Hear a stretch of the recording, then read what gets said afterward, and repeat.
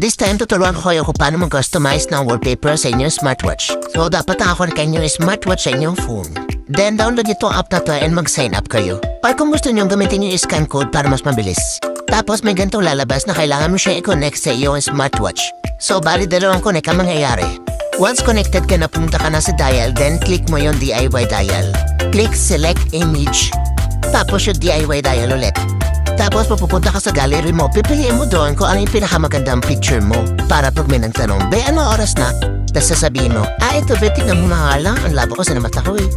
O diba, para low-key lang. Tapos pwede mo pang i-move ito mismo oras sa niya according sa place na gusto mo. O diba, sino mag-aakala na 799 lang to?